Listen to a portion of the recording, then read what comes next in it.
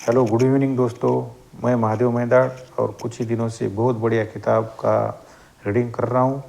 उसका नाम है एटॉमिक हैबिट। और दोस्तों, आप सबका बुक रीडिंग में स्वागत है और मेरी तरफ से आप सबको कल के दिन के लिए शुभकामनाएं।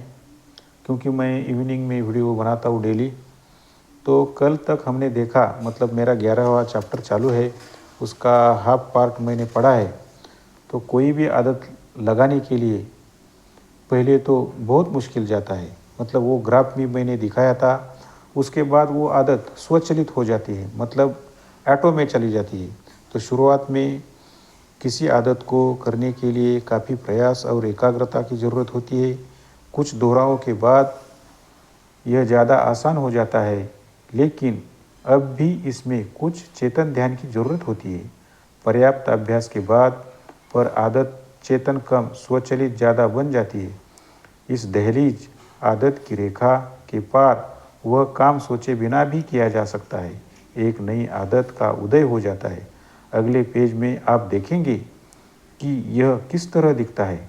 इसमें शोधकर्ताओं ने हर दिन एक 10 मिनट पैदल चलने जैसी वास्तविक आदत के मामले में स्वचालितता के स्तर की जांच की। इन चार्टों को वैज्ञानिक सीखने के वक्र कहते हैं और ये व्यवहार परिवर्तन के बारे में एक महत्वपूर्ण सच्चाई को उजागर करते हैं। आदतें समय के साथ नहीं बल्कि दोहराव के वजह से बनती है।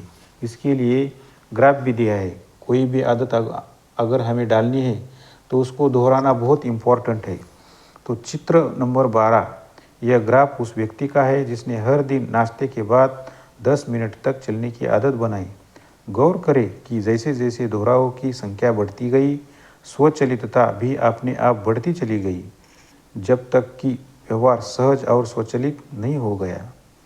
मैं एक बहुत आम प्रश्न सुनता हूँ, किसी नई आदत को डालने में कितना समय लगता है? लेकिन लोगों को दरअसल यह सवाल पूछना चाहिए, किसी नई आदत को डालने के लिए उस व्यवहार को कितनी बार दोहराने की ज़रूरत होती है। यानी किसी आदत को स्वचालित बनाने के लिए उसे कितनी बार दोहराना जरूरी होता है। आदत डालने के मामले में समय के संदर्भ में कोई जादुई चीज़ नहीं होती। यह मायने नहीं रखता कि आदत डालने में 21 दिन लगते हैं, 30 दिन लगते हैं या 300 दिन लगते हैं। मायने तो यह रखता है कि आप उस व्यवहार को कितना ज़्यादा कर रहे हैं। आप किसी व्यवहार को 10 दिन में 2 बार कर सकते हैं या 200 बार कर सकते हैं। आवृत्ति या दोहराव से ही फर्क पड़ता है। आपकी वर्तमान आदतें सैकड़ों या संभवतः हजारों दोहरावों के बाद आत्मसात हुई है। नई आदतों को भी इतनी ही बार दोहराने जाने की ज़रूरत होती है। आपको पर्याप्त सफल प्रयास करने होते हैं जब तक कि व्यवहार अपने मस्तिष्क में दृढ़ता से नहीं बैठ जाता और आप आदत की रेखा को पार नहीं कर लेते। अभ्यास के संदर्भ में दरअसल यह मायने नहीं रखता कि किसी आदत को स्वचालित होने में कितना समय लगता है। मायने तो यह रखता है कि आप वे काम बार बार करते हैं जिनकी ज़रूरत आपको प्रगति करने के लिए होती है। कोई काम पूरी तरह स्वचालित है या नहीं, यह काम महत्व का विषय है। किसी आदत को बनाने के लिए आपको इसका अभ्यास करने की ज़रूरत होती है। उस अभ्यास को करने का सबसे प्रभावी तरीका व्यवहार परिवर्तन के तीसरे नियम का पालन करना है। इसे आसान बनाएं। आने वाले अभ्यासों में आपके सामने स्पष्ट हो जाएगा कि यह काम कैसे करना है।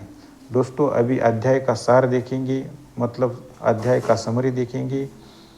पहला पॉइंट है, व्यवहार परिवर्तन का तीसरा नियम है, इसे आसान बनाएं। दूसरा पॉइंट, योजना नहीं बल्कि अभ्यास सीखने का दूसरा प्रभावी रूप है। तीसरा पॉइंट, चेष्टा करने पर नहीं बल्कि काम करने पर ध्यान केंद्रित करने। चौथा पॉइंट, आदत डालना वह प्रक्रिया है जिसके द्वारा कोई व्यवहार दोहराव के जरिए क्रमशः ज़्यादा स्वचालित बनता है। पांचवा पॉइंट और लास्ट पॉइंट, महत्वपूर्ण यह नहीं है कि आप किसी आदत को कितने समय से कर रहे हैं। ज़्यादा महत्वपूर्ण तो यह है कि आपने उसे कितनी बार किया है।